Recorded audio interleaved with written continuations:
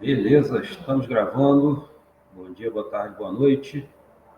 Reta final de preparação aí para o vestibular do CEDERJ e vamos para mais uma bateria de correção de questões, dessa vez da prova de 2022.1, primeiro semestre de 2022, portanto, com a nossa prova aqui de geografia. Então, para a gente não perder tempo, vamos começar pelos avisos iniciais.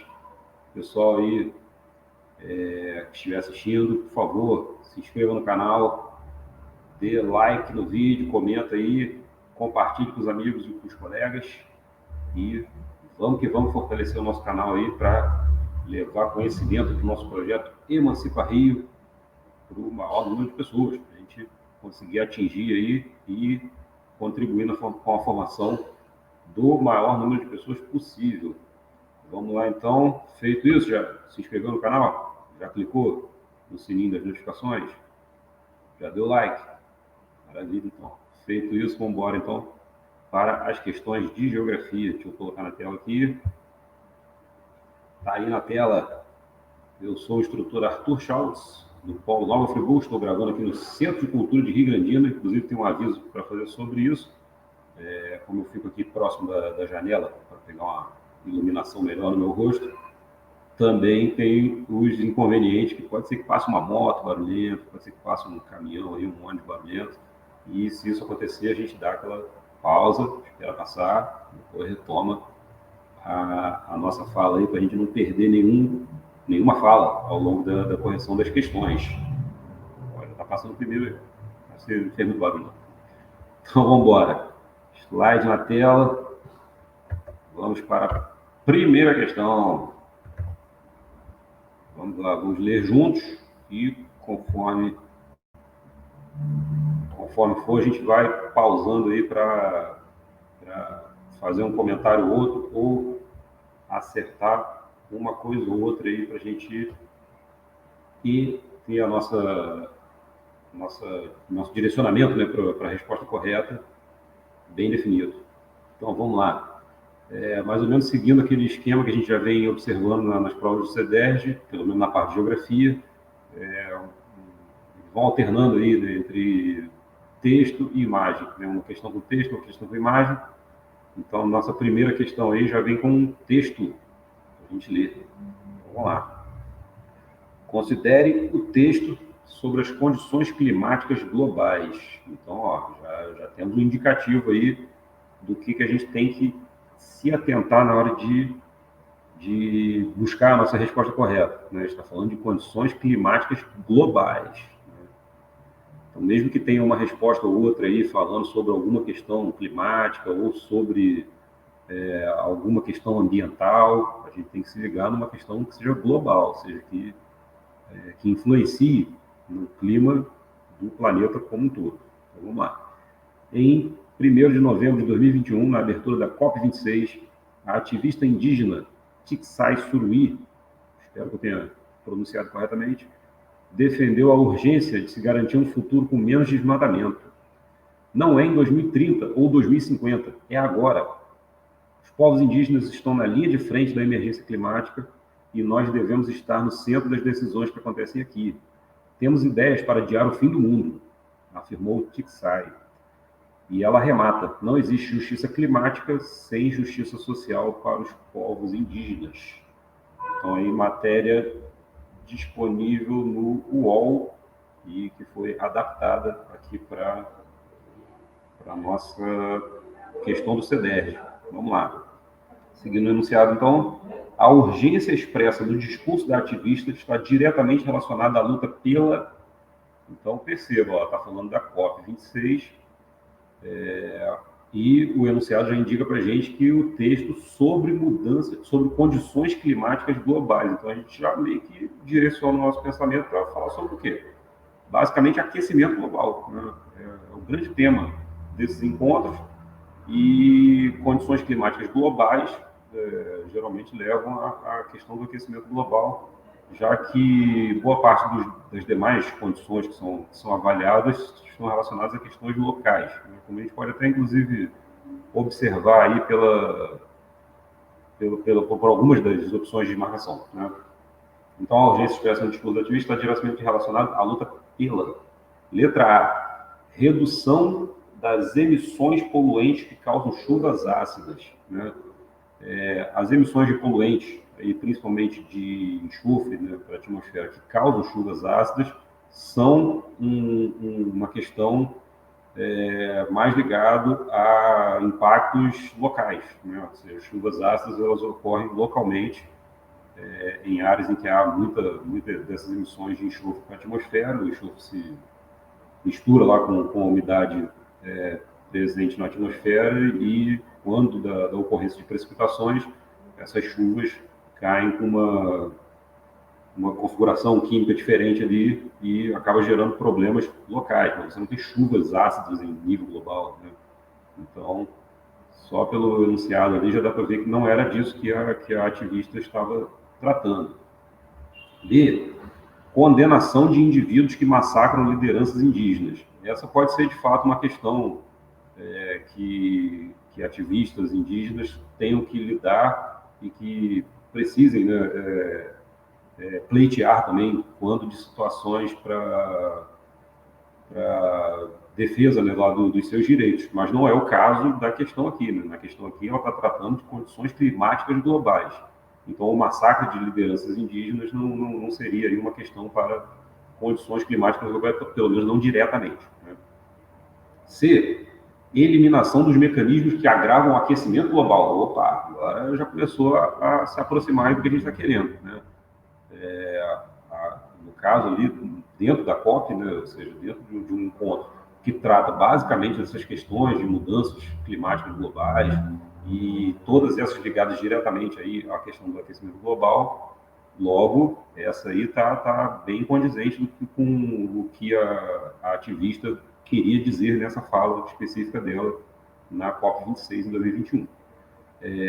E D, aprovação da tese do marco temporal que demarca terras indígenas. Aí é uma outra questão, né, já não está ligado mais ao que estava sendo tratado no texto, e, portanto, a gente ficou aí com a letra C como sendo a mais corretinha. Deixa eu só ver uma coisa aqui, como é que eu faço para sair da tela.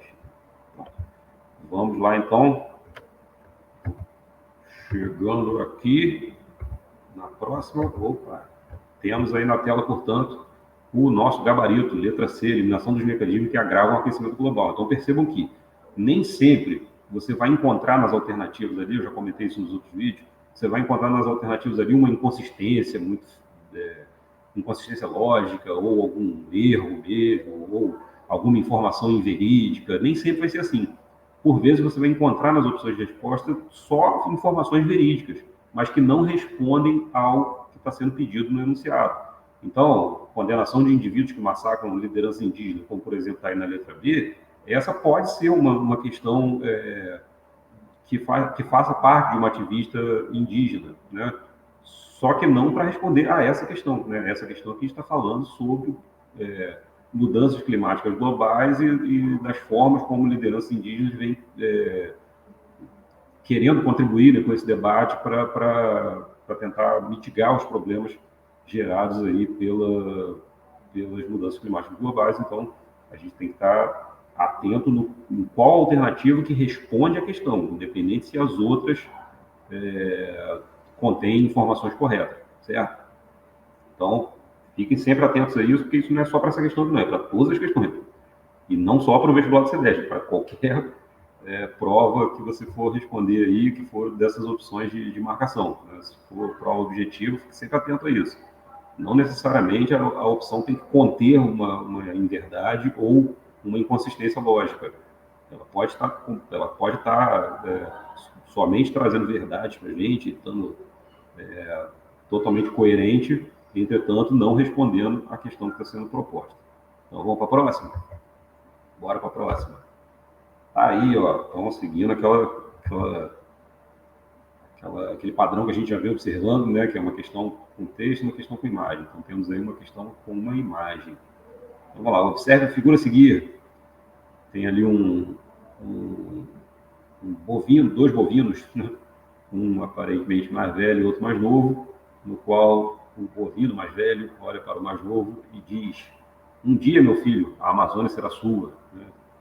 Então, a gente está mostrando ali que um dia os bovinos herdarão a Amazônia, né? Ou tomarão conta de toda a Amazônia, né?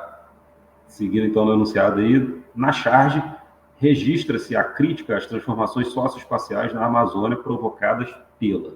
Assim, a gente primeiro precisa, antes de adentrar aí, só pontuar uma coisa, né? Quando na charge ali, não está escrito ali no enunciado, mas basicamente esse domínio de rebanho de bovinos sobre a Amazônia se refere à Amazônia legal, que é diferente da Amazônia bioma.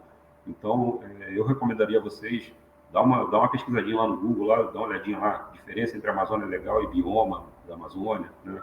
Só para vocês terem uma noção, vocês vão perceber, por exemplo, que na Amazônia legal, cerca de 20% da área da Amazônia legal é de cerrado, por exemplo, né?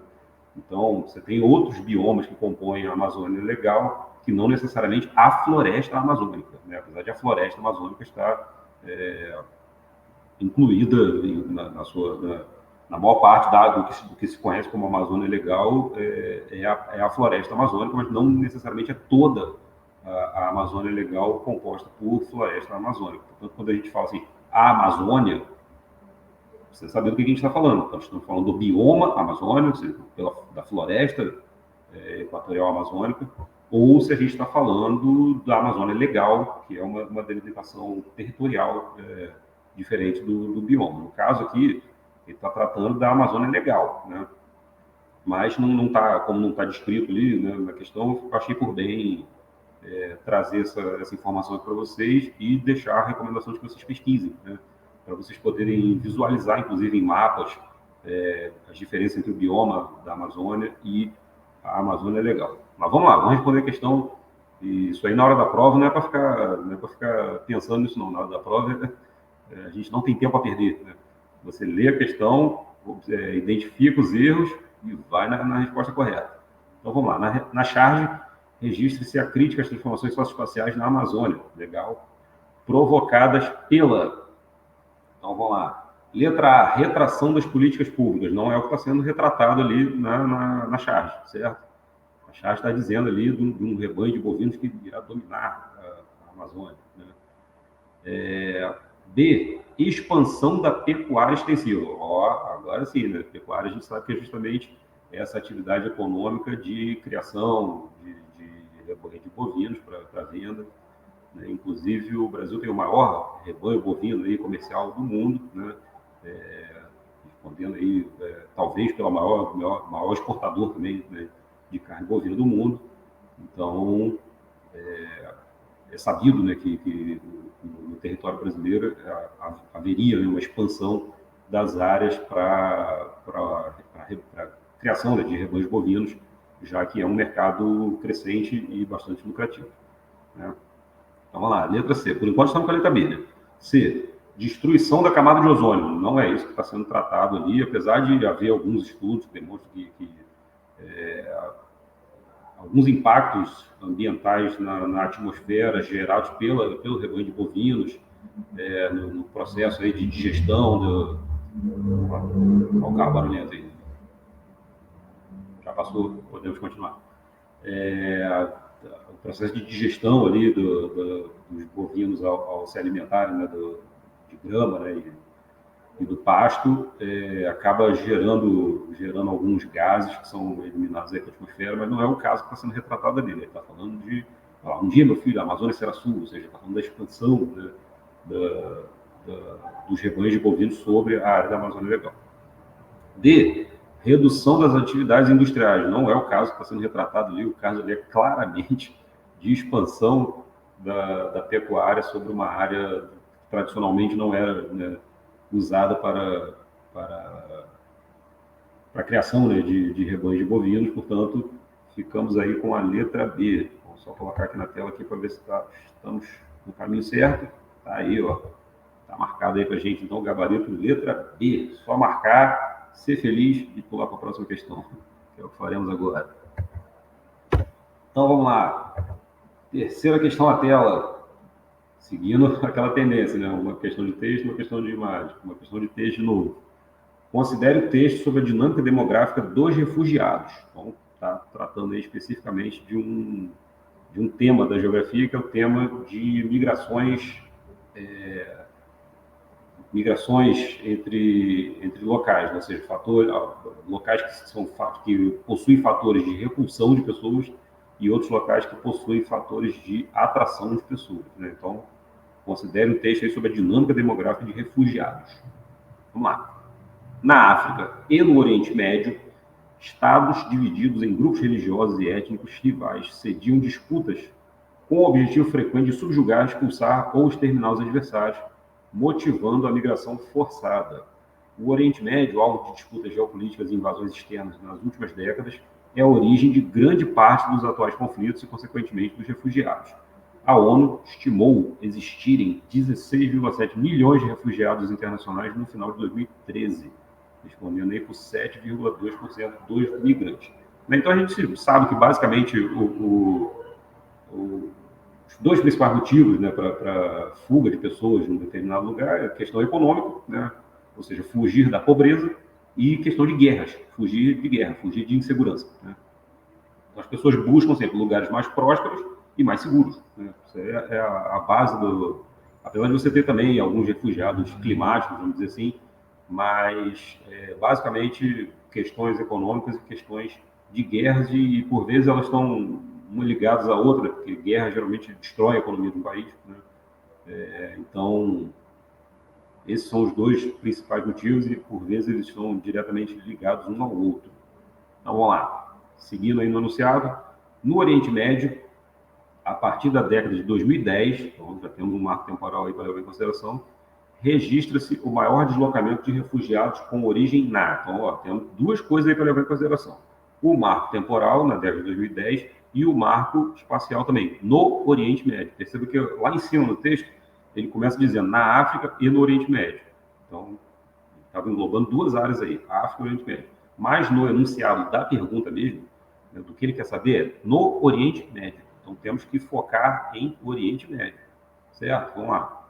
Registra-se o maior deslocamento de refugiados com origem na letra A, Síria, devido à guerra civil no governo de Bashar al-Assad.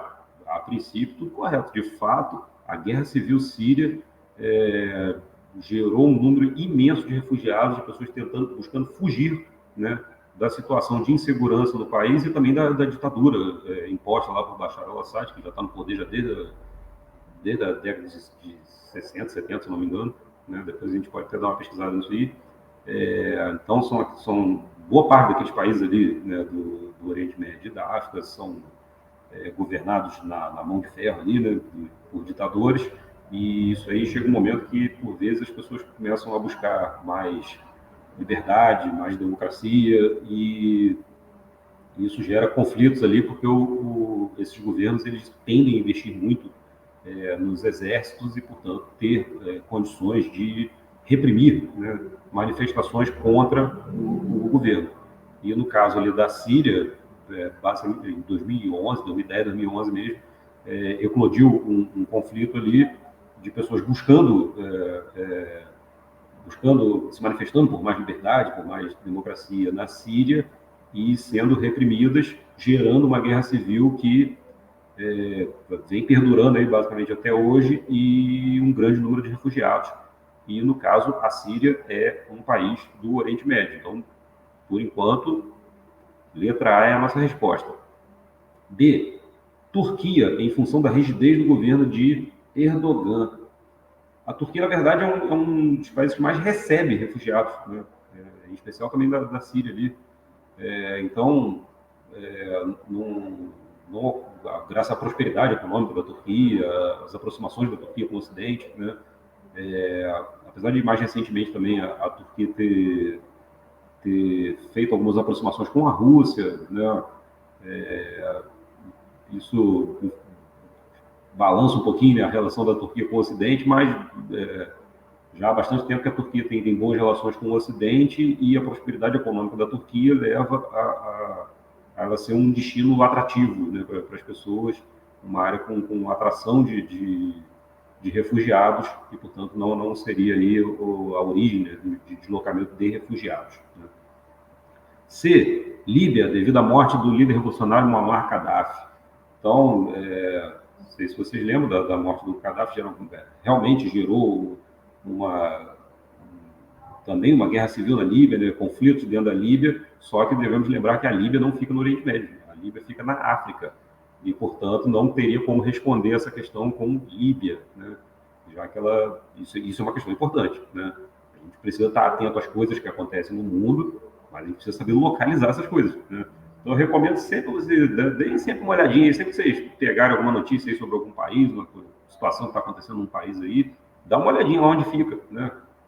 Isso elucida muitas coisas, o contexto geográfico elucida muitas coisas para a gente, só de saber onde fica, né? Só de conhecer ali os vizinhos, saber qual é a situação geográfica mesmo, porque toda situação geográfica envolve contextos climáticos, contextos de vegetação, contextos econômicos, ou seja, proximidade com mares, fontes de petróleo, uma série de coisas que o contexto geográfico traz para a gente, às vezes só de saber onde fica, isso já ajuda a gente a elucidar muitas questões.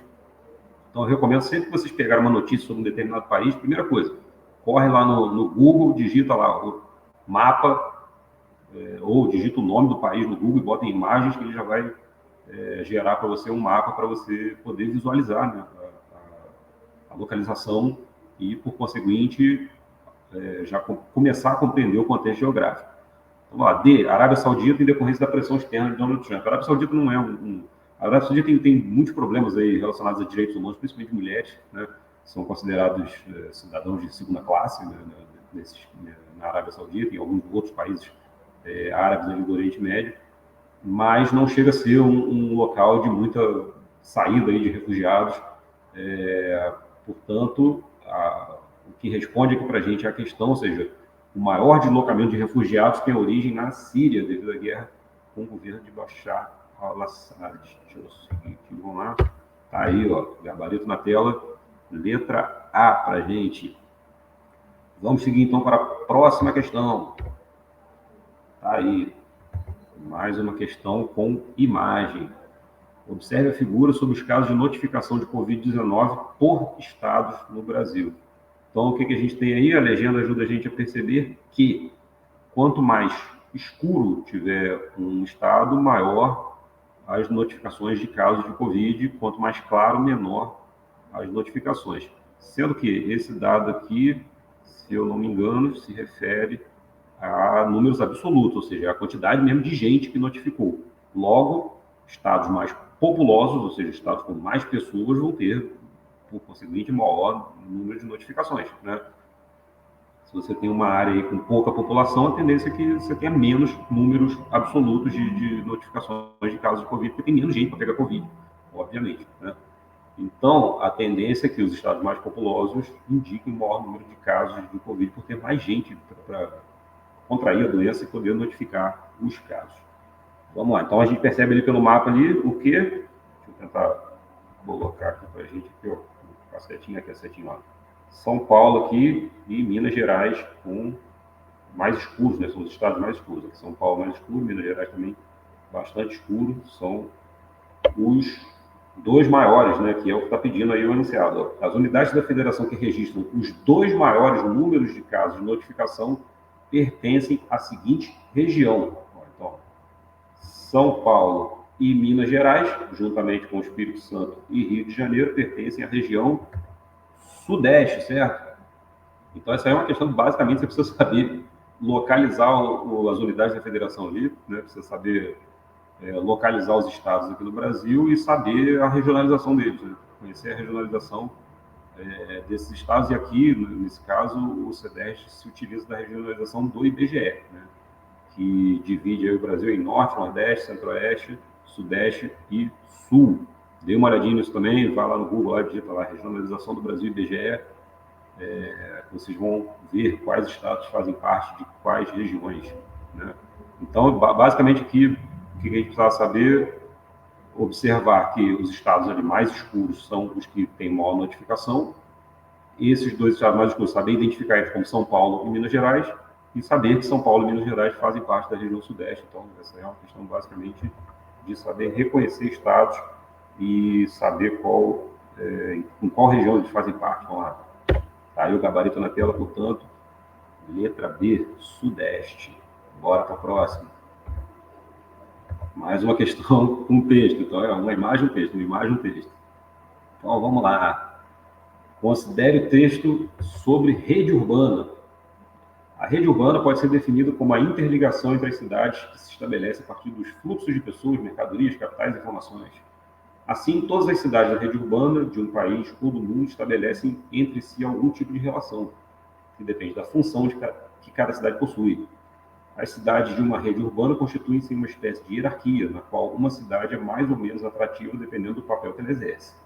Uma grande cidade, por exemplo, que possui os setores de serviços mais bem desenvolvidos, com uma grande oferta de trabalho, opções de lazer no mercado consumidor, apresenta uma capacidade de atração maior do que uma cidade pequena. Essa capacidade de atração de uma cidade é o principal elemento utilizado para classificar as cidades em uma determinada rede urbana. Então, o que ele está dizendo basicamente disso? Cidades maiores que oferecem uma diversidade maior de serviços vão ser atrativos. Né? Imagina o seguinte, vamos imaginar a seguinte situação. Uma pessoa que mora numa cidade do interior e precisa fazer uma cirurgia muito complexa no cérebro. Tomara que isso não aconteça com ninguém, mas isso acontece, né? Essa pessoa precisa fazer uma cirurgia que é complexa no cérebro. A possibilidade dela conseguir essa cirurgia numa cidade do interior é muito difícil, né? Então, ela quase que obrigatoriamente vai ter que buscar uma cidade grande, no qual você tem uma diversidade maior de serviços e o serviço de cirurgias encefálicas, né? Cirurgias no cérebro, passou o caminhão. A possibilidade dessas cidades maiores terem profissionais que oferecem esse tipo de cirurgia é muito maior do que a possibilidade disso acontecer numa cidade do interior. Aliás, profissionais, estou falando que da área médica, mas pode ser de qualquer área. Profissionais que são muito especializados, geralmente eles buscam justamente cidades maiores para trabalhar, porque vai ter uma possibilidade de atender um número maior de pessoas do que estando numa cidade menor. Então, obviamente, quanto maiores são as cidades, maior a diversificação dos serviços, né? Pense também no serviço de mercado, por exemplo, comum, né? Lugares pequenos geralmente têm mercadinhos pequenos, né? Que tem uma quantidade de produtos limitada, né?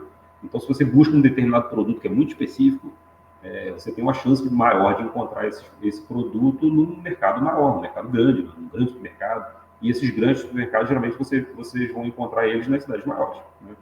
Até porque o custo de implantação de um grande supermercado desse faz com que eles busquem as cidades maiores, que têm maior população e, portanto, maior possibilidades aí de vendas e de lucros maiores, né?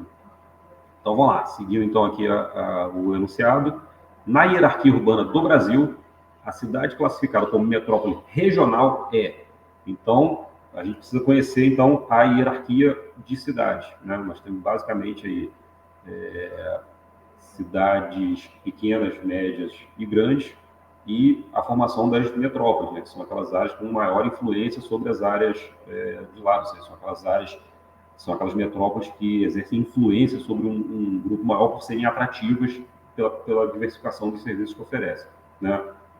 Entre as opções de marcação aí, basicamente, a gente precisa saber o que colocar cada uma dessas cidades aí naquele grupo, em algum grupo específico, né? Metrópoles regionais têm a sua área de influência limitada à região, metrópoles nacionais têm a sua área de influência já abrangendo o país inteiro, né? E metrópoles globais, aí são aquelas cidades, são aquelas metrópoles que fazem influência sobre o mundo inteiro. Aí nós estamos falando de Nova York, Paris, Tóquio, Pequim, né? São essas cidades que geram influência, né, sobre o planeta inteiro. No caso aqui, está tratando de metrópole regional. Entre as opções de marcação, a gente vai ver que temos aqui Brasília. Brasília é uma metrópole nacional, até por ser a capital do país, né? As decisões políticas que são tomadas em Brasília influenciam todo o país. São Paulo, a maior cidade da América Latina, logo as coisas que se fazem em São Paulo têm influência sobre o país inteiro. Rio de Janeiro também é uma metrópole nacional, né? Porque as coisas que são feitas no Rio de Janeiro têm influência sobre o país inteiro. Restando aí Belém como uma metrópole regional, ou seja, a cidade de Belém não exerce influência sobre o país inteiro, né? Ela exerce uma influência limitada ali ao entorno de Belém e algumas outras cidades de outros estados na região norte, né? Basicamente ali o estado do Pará e algumas outras cidades regionalmente ali no Amazonas, né? Em outras áreas ali próximas de Belém, uma metrópole regional, portanto, vamos ver o nosso gabarito aqui. Aí, ó. Basicamente, o que eu precisava para responder essa questão também é saber identificar Brasília, São Paulo e Rio de Janeiro como metrópoles nacionais, né? Sabendo que Brasília, São Paulo e Rio de Janeiro são metrópoles nacionais, a gente chamava de Belém uma metrópole regional, correto? Então, vamos seguir para a próxima. Deixa eu ver se tem próxima. Ah, tem mais uma questão. Mais uma questão aí com imagem. O que nós temos aí na tela? Um gráfico que mostra a relação entre exportações e importações. A relação entre exportações e importações do comércio exterior brasileiro, que revela uma chamada balança comercial, né? A balança comercial é essa relação entre a quantidade de coisas que a gente vende e a quantidade de coisas que a gente compra do exterior, ou com o exterior, né? Se a gente vende mais do que compra, nós temos uma balança favorável. Se a gente compra mais do que vende, a gente tem uma balança desfavorável. Então, o que a gente consegue observar aqui, ó, é um gráfico que revela dados de 2001 até 2010, sendo que nós temos aí a barrinha mais escura do gráfico relativa às exportações, ou seja, a quantidade de coisas que a gente vende, e a barrinha mais clara relativa à importação, ou seja, a quantidade de coisas que a gente compra do exterior, né? E a linha ali com um triângulo no meio se refere ao saldo, né? Ou seja, ao que sobra aí de valor entre a quantidade de vendas e a quantidade de compras, né, que o nosso país faz com relação ao exterior. Então, o que nós vemos observando ali, que de 2001 para frente, nessa série histórica aí, né, de 2001 até 2010, nós temos aí as exportações sempre superando as importações, né? A gente sempre vendendo mais do que comprando. Em alguns momentos, com a relação um pouco mais díspare, né, entre exportação e importação, e em alguns outros momentos com menor disparidade aí entre importações e exportações. Mas percebam aí uma subida do saldo entre 2001 e 2006 e a partir de 2006 uma descida do saldo. Lembra que o saldo é a linha com o triângulo no meio, né? Então, a gente percebe aqui, ó, deixa eu ver se eu consigo colocar aqui, ó, uma subida aqui, ó, do saldo, ele vem subindo, até chegar em 2006. 2006 revela uma descida do saldo, apesar de que a quantidade de exportações continua crescendo até 2008. Tem uma diminuída em 2009 e isso volta a subir em 2010, sendo que nunca foi superada pela quantidade de importações. Eu percebo que a quantidade de importações aqui está bem próxima, né? A quantidade de importações está sempre menor do que a quantidade de exportações. Então, a gente está sempre vendendo mais do que comprando. Correto? Então, vamos ver. Isso aí foi a avaliação do gráfico, né? Porque a gente conseguiu observar só olhando o gráfico. Agora, vamos ver no enunciado aí o que a questão quer da gente. Então, no período em tela, a relação proporcional entre as exportações e as importações indicou, letra A, evasão de moeda estrangeira entre 2001 e 2006. Você não teve evasão, você teve entrada de moeda estrangeira, já que o saldo foi positivo, que é o saldo sempre sendo positivo entre 2001 e 2006, ou seja, a gente sempre vendendo mais do que comprando. B, diminuição do benefício fiscal entre 2001 e 2006. Também não é o que se observa ali no gráfico, né? C, balança comercial favorável. Opa, agora sim, né? A gente viu que está sempre favorável aí. Com retração a partir de 2006, ou seja, a balança ela segue favorável até 2010. Só que a partir de 2006 você tem uma diminuição dessa balança, ou seja, a quantidade de entrada de moeda no país pelas vendas que a gente faz diminuiu, apesar dela continuar sendo favorável. Então, por enquanto, letra C é a nossa opção. D, elevação do salário industrial com redução a partir de 2006. Não é o que está sendo tratado aqui no gráfico. O gráfico está tratando basicamente da relação entre exportações e importações que gera um saldo. Se você vende mais do que compra, você tem um saldo positivo. Se você compra mais do que vende, você tem um saldo negativo, sendo que no período avaliado aqui tivemos sempre um saldo positivo. Ó, vem subindo até 2006, começa a diminuir de 2006 para 2010, entretanto, mantém-se positivo. Né? A gente está sempre vendendo mais do que comprando. Vou pegar aqui 2008 como exemplo. Ó, vendemos aqui, compramos aqui. A barra relativa a vendas foi maior do que a barra relativa a compras. Portanto, letra C, Tá na tela aí o gabarito. Maravilha. Deixa eu ver se tem mais alguma. Ou não. Não tem mais nenhuma. Finalizamos aqui, portanto. Pessoal, é 35 minutos, rapidinho. Lógico, na prova você não vai gastar esse tempo todo para responder essas questões. Você vai ali só matando o que está errado e cortando elas e indo direto para as respostas corretas. Queria já indicar para vocês que daqui a pouco eu gravo a correção relativa a 2023.2 e reta final aí para o CEDERJ. Quem vai fazer a prova do CEDERJ, boa sorte para vocês aí. Estejam atentos, concentração na hora da prova para não bobear. Abraço para vocês aí. Até a próxima. Se inscrevam no canal. Valeu.